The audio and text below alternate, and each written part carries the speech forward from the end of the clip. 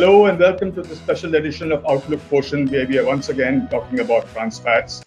And our special guest today is Dr. Shweta Khandelwal, Associate Professor at the Public Health Foundation of India.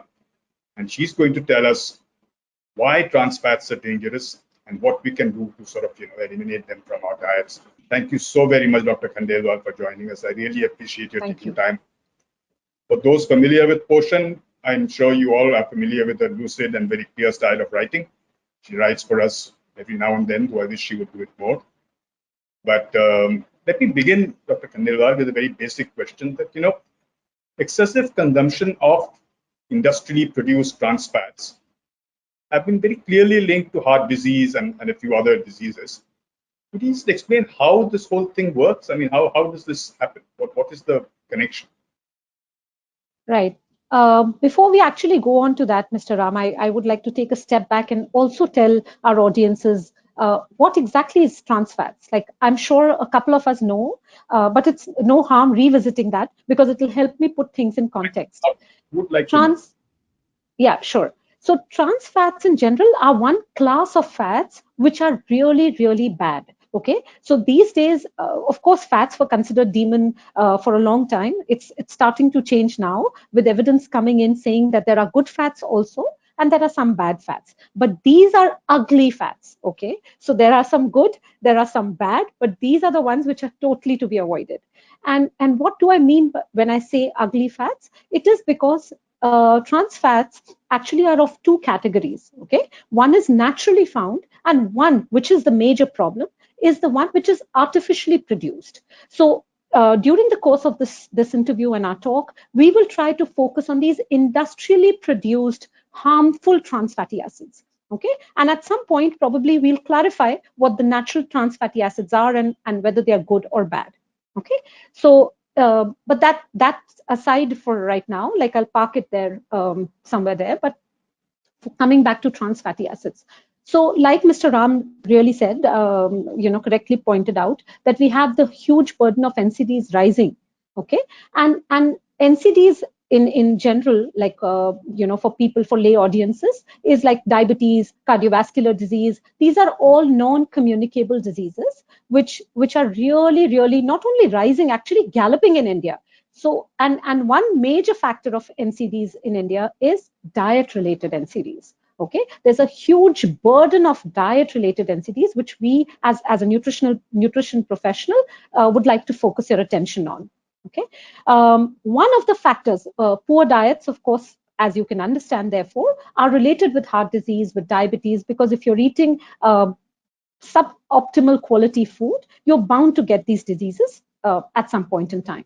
But only having these HFSS, and this is a technical term though, but HFSS means high fat, sugar and salty foods. And again, the fat here refers to trans fatty acids largely. If you're having these foods on a daily basis or a frequent basis, your chances of having cardiovascular disease become multifold. And Mr. Ram asked me to explain this, so I'm going to break this down for those of you who would like to know more in details. What these trans fatty acids do, and when I say trans fatty acids, I'm talking about industrially produced, right? Remember that. So when we are consuming these trans fatty acids, they actually mess up our inflammation and stress-related pathways. They also mess up our lipid metabolism. So there are three things which are happening wrong, and all three of them are very, very important for good health. Okay, so if your body is under stress, obviously you'll not be healthy. And trans fatty acids, the things which reduce your stress, they mess with that, they bind with that, and they actually spoil it. Okay, so they're interfering with your stress pathways. The second thing is inflammation. Your body, obviously, inflammation is not good. So inflammation predisposes you to NCDs. And trans fatty acids actually promote the inflammatory pathways. They actually try to tell your body, signal that you make these inflammatory markers more, and therefore predispose you to NCDs. The third, which is a very important thing and which is all over literature, is about messing up the lipid metabolism. What do you mean by lipid metabolism? It means that the good fats, the HDL, the low high density lipoprotein, which is required by your body, trans fatty acids decrease them in your body. The LDL, which is the bad fatty acid, the trans fatty acids upregulates their mechanism. So that means it becomes more in your body. So you see the balance going away, the LDL is going up and the HDL is going down, which should be actually the reverse case. And if, for those of you who are the scientists in the group, you will also understand that within the LDL molecule, which is as it is bad, there are some fractions which are even worse, which are called small dense LDL. Okay. And this trans fatty acid is a big best friend of this small dense LDL. So this goes on and promotes SDLDL, we call them small dense LDL. So essentially what I'm trying to say is not confuse you in tongue twisters, but tell you that these trans fatty acids are actually causing a lot of disturbances in the body, which predispose you, which actually let you have these NCDs in faster. Okay. Okay. So what I'm hearing is that they don't directly give you the disease, but they make you more prone to these diseases. Is that correct? Yes, they actually act as a catalyst, Mr. Ram, in many places. So to exacerbate the effects, these things are acting as a catalyst. So directly, if I'm consuming, like today, if I'm consuming one samosa, which is made in all these industrially, partially hydrogenated vegetable oils, I'm not going to get NCDs tomorrow. But what I'm saying is that repeated exposure to these kind of foods actually start building up toxins in your body and therefore predispose you to NCDs. So I will not put them as saying, as lightly saying that they are not directly causing it, but they are somewhere in the pathway, because they are actually a major factor which promote these bad things happening in your body. Okay. Mhm. In fact, let me at this point also tell you that they are also very bad for expecting mothers. Many times we don't understand the importance, but trans fatty acids actually have a role in fetal development, or should I say fetal, retardation, opposite of development. So it actually hampers the growth and development of the fetus, which is such a critical thing. Everybody wants their child to be the best, and we have all these cravings for chaat and samosas and burgers and Chinese food and things like those. But next time, exercise caution when you have those cravings. Once or twice is fine throughout the period, but repeated exposure again, my dear, will cause you to have compromised immunity, compromised health at a later point in time. Okay. Which means that, for the government's 1,000-day program for expectant mothers and children, that there should be no trans fat at all in that diet if possible. Absolutely. That is why you will know that FSSAI is actually saying zero trans fats or banning trans fats. Now, there are some practical and logistic issues where we cannot make it zero, but at least we can try to minimize it to the extent possible. I don't know if the viewers know this, but we actually had a policy by FSSAI which tried to curtail this to 10%, and then we went down to 5%, and now we are trying to say 3 and then 2. So the WHO has set the target of 2023 as a ban for trans fatty acids globally. What we in India are doing, which is really credible and commendable, is that we have set our deadline 1 year before them. Now, whether you twist it and say that maybe we are late comers, so we are setting the target before so that we at least reach by 2023. That may be the case, but what I'm saying is that by 2022, which is 1 year before the international guideline, we have kept our target to actually reducing trans fats to less than 2% in the supply chain. That means our government is being proactive about this particular thing. Yeah, I'll not put all my eggs in one basket. I won't say they're very proactive about it. Making a guideline and actually letting it happen, they're two different things. So while I commend them on this action, because of course policy is the first step, so I really pat their back for this, which also came about in due course. But at least it's come about. There is a vision, there's a document, there are things outlined. I commend them for that. But at the same time, there are a lot of loopholes which we need to strengthen, Mr. Ram. For example, even if I say less than 2%, what does it actually mean for the manufacturers? How do they measure that 2%? What are the ways they will be checked or they will be penalized if it's not 2%. Like, what if the source of the oil which they are consuming is less than 2%, but when they use it repeatedly, it becomes more than that. At what point should we be testing it? There are several sort of glitches in this plan, which need to be strengthened. I'm sure the government is thinking about these, and some of us who are advisors to the panels, we have raised these issues. But it's a huge country, as you will understand, and we have a huge unorganized sector out Uh-huh. there. So unless everybody takes accountability, everybody takes understanding of the perils of this disastrous recipe, which is trans fatty acids, I don't think we'll be able to put the buck on the government and uh, let yourselves loose. Everybody has a role to play. We must understand, first of all, what is it, where does it come from, how does it come in the supply chain, and things like those. Government should have massive programs for awareness, especially in the unorganized sector. Then secondly, we should have capacity building. We should have a lot of focus or cadre of people trained to be able to test these facilities, and also not only train them, but also have places or equipped lab infrastructure where these things can be picked up and tested with certainty. Today, there are so many reports in the media. One lab tests it at 7%, the other tells it 17%. Whose report is valid? And both of them are so-called NABL enabled and things like those. So there are things we people also can improve. Not only, see, so there are three arms always, I say, for policy. There's government, of course, they have their responsibility, everything like we are discussing. There are researchers and academia, which we are, and which we should do our bit in terms of strengthening the processes, giving out, this is the gold standard method for assessing trans fats, this is how you do it, this is the machine to be used, and things like those, right?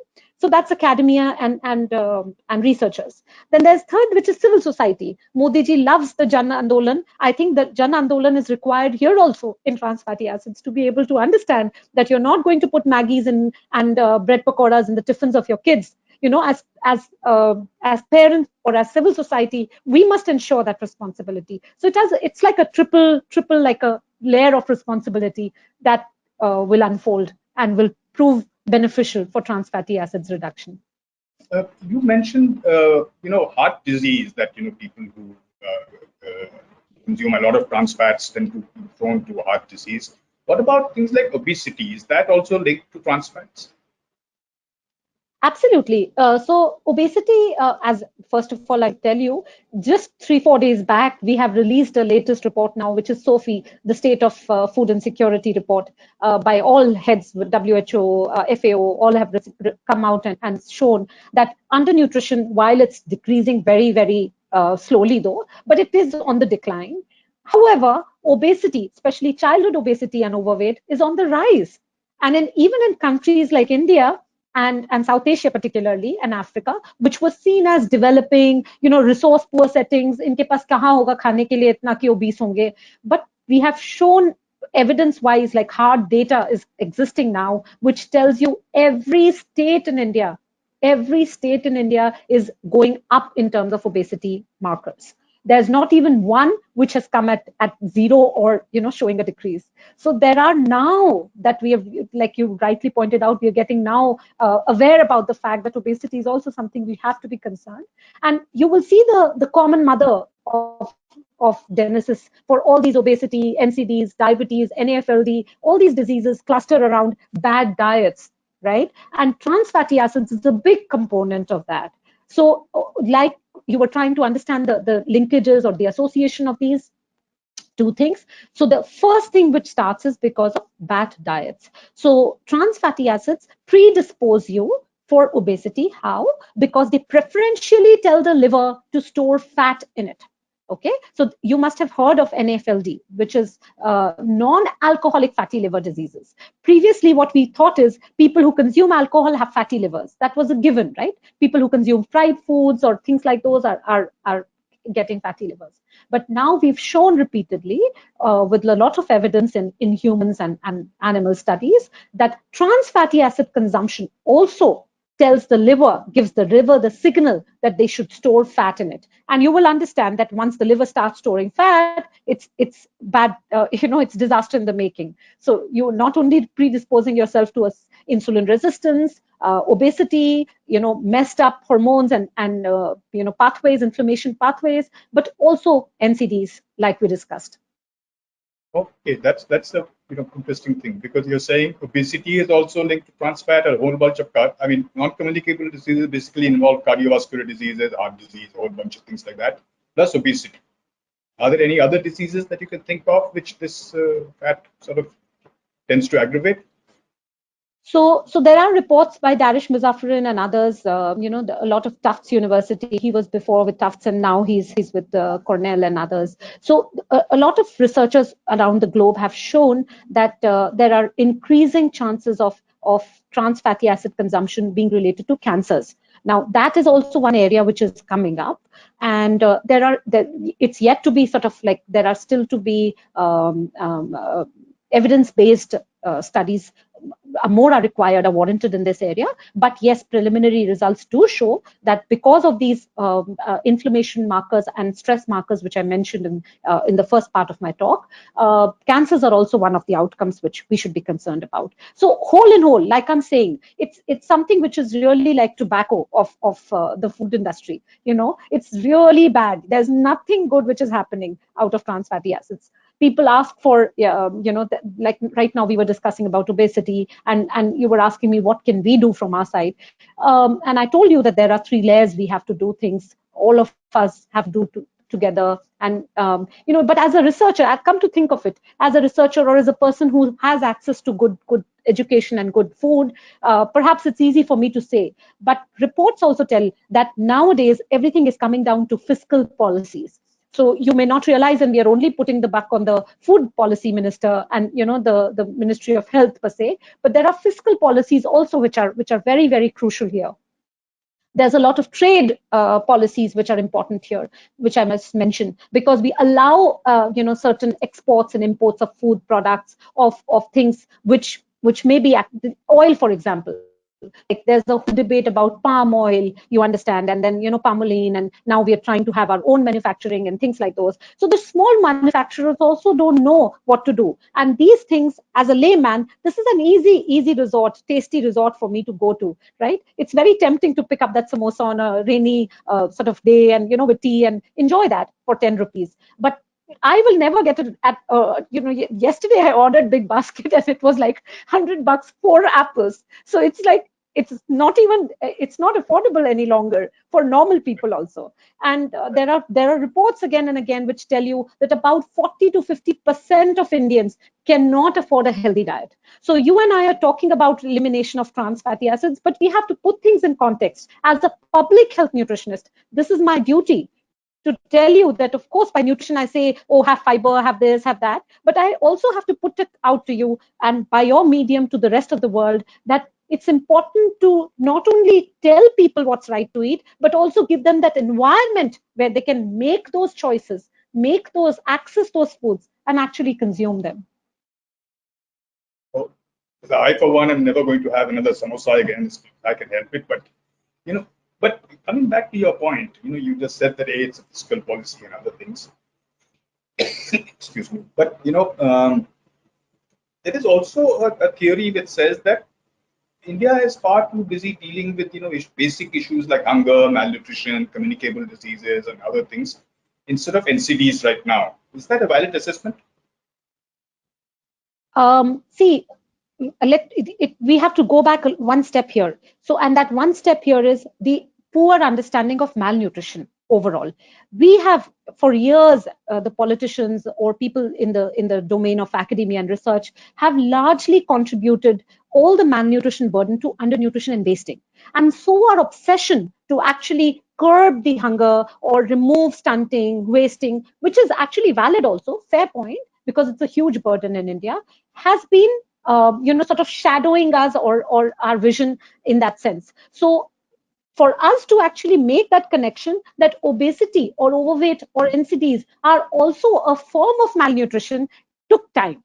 We took a huge amount of time to actually impress upon people, not only in research, but in policy, of course, that this is also a problem of your constituency. We must worry about these things as well.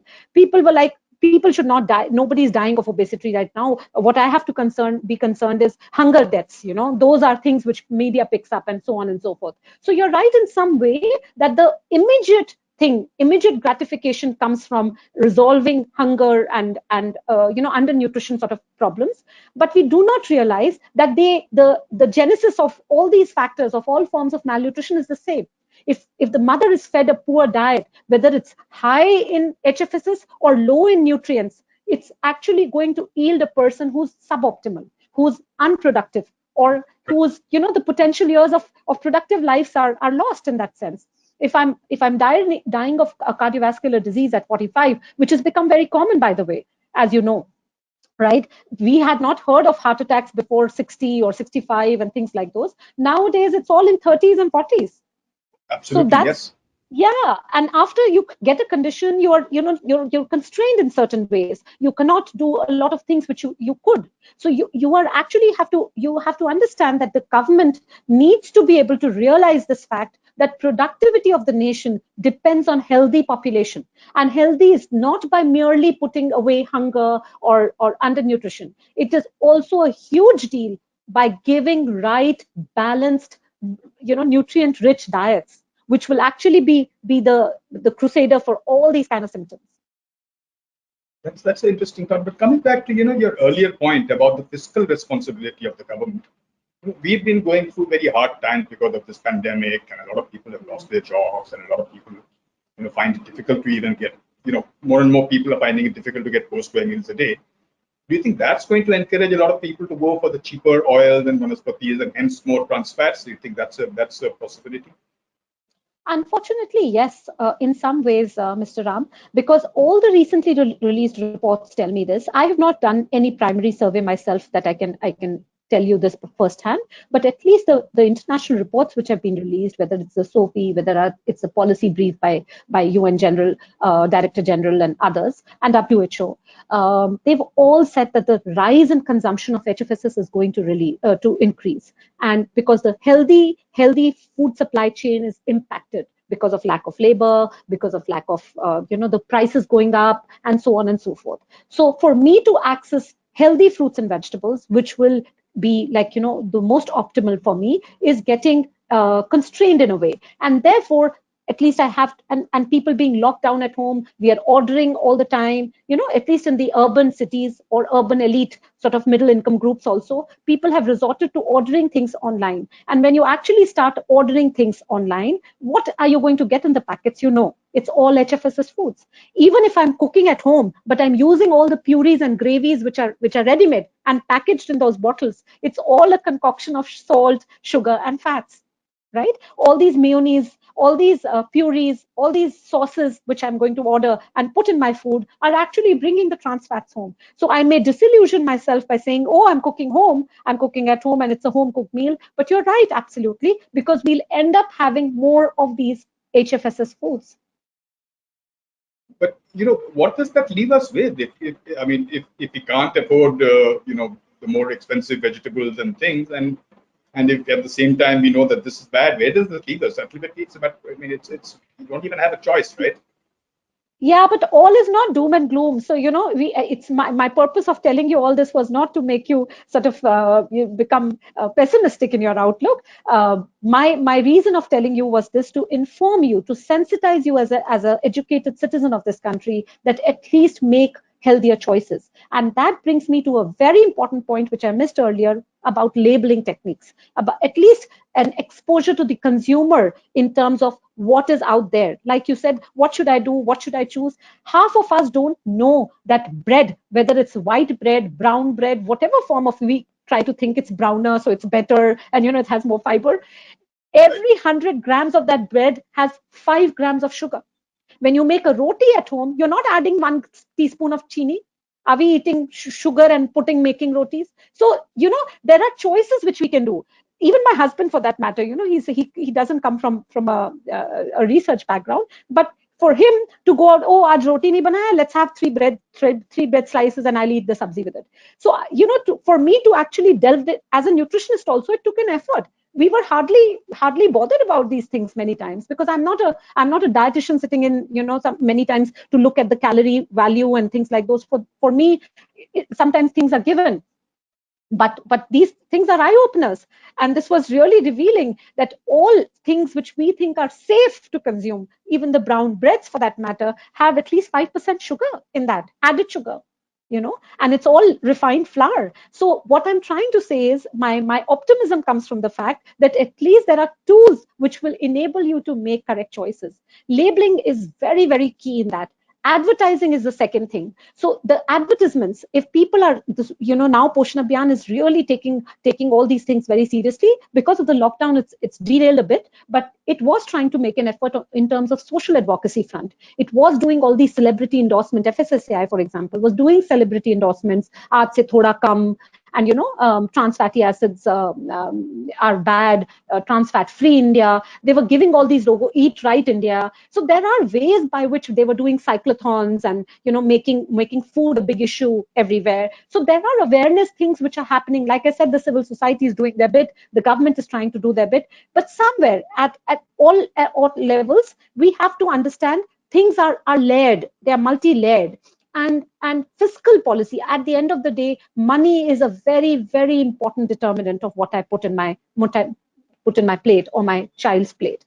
Money and time, they were two. But these days, because of, I did not mention time, because we all have time, so-called, because of the lockdown for our families. But money is still a big, yes, money is still a big challenge. And especially with the fact, like you said, livelihoods going away, job insecurity is creeping in, the migrant population being in like shambles, these things are going to crop up.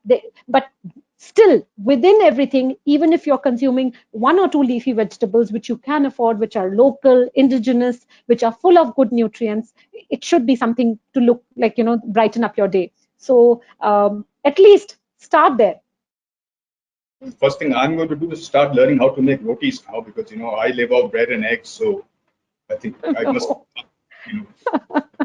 Yeah. So, and the second thing I will tell you, sorry, I'm interrupting here, but what I'm trying to say is that a lot of us do not realize that if we are physically thin, or if we are physically fit, not fit really, but fit in that sense of obesity parameters, on obesity parameters, we think that we can consume whatever we want. We may do exercise if we like to. We don't do exercise, it's fine. Main to patla hu, I'm fine. Patla is not the definition of healthy. We must realize this. This is another fact. Even trans fatty acids, like I told you, they are actually increasing the visceral fat around the organs, right? The topic which we are talking about. And even in thin people, Indians, if you cut open, don't cut open anyone, but if you do some kind of, studies, and you actually see the layers of fat, Indians are the worst in terms of having subcutaneous or visceral fat. So our organs are, even if we are outwardly thin, our organs are coated in layers of fat. And trans fats actually promulgates that. It promotes that faction. Okay, so it's therefore also we have to be careful that just seeing that you're thin is not equal to healthy. These two are not same. Okay. So, earlier there was this thing saying that Indians are genetically more prone to diabetes. Now you're saying that if you're thin, it doesn't mean that you're fit. So if you're genetically prone to diabetes and you have, trans fats coming in, that's like a double sort of a whammy. Yes. That's scary in many ways. But yeah, okay. It is. And you will realize this, Mr. Ram, 30% of us are thin diabetics. Okay, it's not a small number. It's not a small number by any chance. We always thought diabetes means like a fat thing. People have to be fat, or you're eating all the time, and therefore you get diabetes. It's actually not right now. We have shown Indian and Pakistans and Bangladeshi, 3 countries, they have shown this data. We have thin diabetics. Okay, and a huge population of us as thin diabetics. Mortality rate is very high. It's not that you're thin, you'll be like, sort of spared, or you'll have extra years to live. No, because the fat which matters for diabetes is the visceral fat, which is not outward, but inward. I'm not saying the outward fat doesn't matter. let me correct myself. Obesity also is a risk factor for diabetes, but Indians are getting this double whammy, like you also explained, because you're eating unhealthy, so you're coating your organs with fat, you're outwardly getting fat, so it's like ah bel mujhe maar. So in all ways. So That's yes, scary, scary, But let's try and close this on a slightly more positive note, because right positive. now we're into a bit of a depression, trying to think that, oh my God, I've been living so No. unhealthy. But you mentioned that the government has a lot of role to play. You mentioned fiscal things. You mentioned awareness. You mentioned what would, I mean, if you were sort of running this whole let's say Poshan Abhiyan, what would be your first priority in terms of in terms of educating the masses? How would you set about doing that?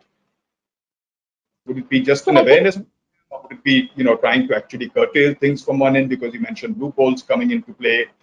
There must also be lobbyists involved, because there are a certain number of people who are so those are powerful forces at play. But do you think awareness itself is going to make a big difference? so yeah, so like I said, awareness is one of the pillars. Okay, so awareness happens, but even if you make people aware, whether they adopt those practices, whether they actually change any of the behavior, is also a very key factor.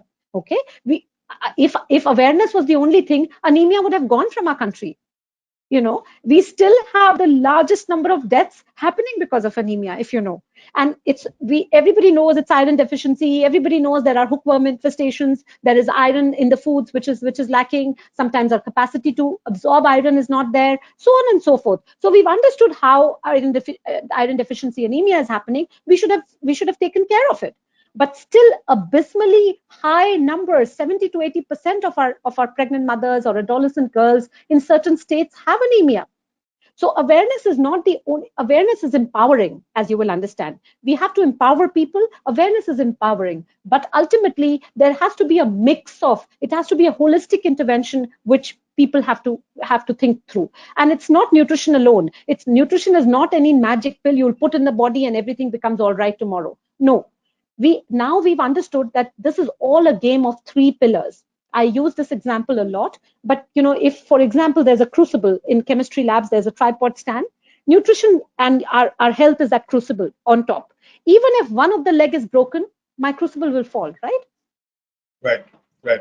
Right. And so one of the legs is nutrition, is what the food we eat and awareness and everything like that. What are we buying and so on and so forth. The second leg, however, is those factors which determine what I do here, what I buy here. So those factors like mother's education, mother's empowerment, family's income, agricultural produce in those areas, things like those. So this second pillar is what we often miss. The wash practices, the hygiene. I'm giving you the best food, but I'm making you sit near the garbage bin. Will you absorb that food internally? No, because your hormones are going to mess up with your brain. They'll not let the nutrition come to you. So in addition to that nutrition pillar, that one thing, the second one is the other factors which influence what I buy or what I eat or what I consume, or whether I'll take the iron pill or not, which the government is giving me free of cost. And the third pillar is the policy pillar, the enabling environment pillar. You and I encourage each other to do healthier practices. If tomorrow I'm also fat, or if I'm not very keen on exercise and things like those, I'm not shaming anyone. It's just a body type. But what I'm saying is a better body composition is what we all aspire for. And if I'm not being able to do those things, I'm telling everyone, oh, let's eat healthy. But if there's nothing open, nothing accessible, nothing affordable in terms of policies, all I get is sugar sweetened beverages, colas in my school kids, and chow means and noodles everywhere in school health. How am I telling my child, you take roti and paratha or sabzi in your tiffin and just eat that, let all the others eat all those unhealthy foods? It's not going to work. Peer pressure Yes. will give in somewhere. So therefore, the positive note here is to understand that, as somebody who's leading Poshan Abhiyan also is doing this. I'm pretty sure the ministers know all this, that it's all these three pillars which will let the crucible sit properly and be healthy, for people to come in. It's not nutrition alone. It's not the factors which will influence nutrition alone. It's not the policy alone. It's an amalgamation, a very, very strategic amalgamation of these three factors, which will actually determine your health. And all these three things are modifiable and doable. None of these things are set in stone, Mr. Ram. So the optimism therefore comes to me by saying that as a researcher or as a person who is passionate about nutrition in India, I am trying to telescope this transition which is happening very rapidly in front of my eyes. 10 years before or 15 years before, when I was studying and entering into this work field, people were not talking about overweight, obesity at all. We've come a long way. People have started realizing those things are happening. And it's only a matter of time when people will start taking this seriously and action. So let them not fall in the trap of weight loss diets just to take care of obesity here, but a holistic intervention is what, whether it's a sleep measure, whether it's stress releasing measure, because all these also impact how you eat and what you eat. Your choice, your hand going out to that bhujia packet where trans fats are sitting and saying, oh, yum, yum, yum, put me in your tummy. So they're all there. That person sitting on my left shoulder and the right shoulder, we often teach our children, right? How to get the right thing versus the wrong thing. And I'm sorry, I'm giving all these childish examples. It's because I have a kid at home and I use these. Yeah. So therefore, I mean to say is that let that angel on your shoulder, guide you properly and tell you that there's nothing more than making those choices in an informed setting, in an enabling environment that will help you take care of your health. I wouldn't really depend too much on angels, but I would certainly depend on you telling you just that, that's how it works. That angel is nobody but your own brain. So yeah. But I think that more than anybody else, I learned a lot just talking to you just now. I learned so many things. For one, like I said, I must learn how to make those rotis. But we are sort of running out of time, Dr. Khandelwal. But I just wanted to sort of say that thank you so very much for being so lucidly clear about how this thing works. I was somewhat worried that there would be a lot of jargon coming into play, and that didn't happen at all. So for all those watching us, that was Dr. Shweta Khandelwal telling us about trans fatty acids and how deadly they are. And like me, I hope you will now look out for them and avoid them as much as you can. Don't reach for the samosa when you want. Thank you so much, Dr. Khandelwal. I look forward to having you with us again. Thank you so much. Thank you. It was a pleasure, Mr. Ram. Thank you for the opportunity.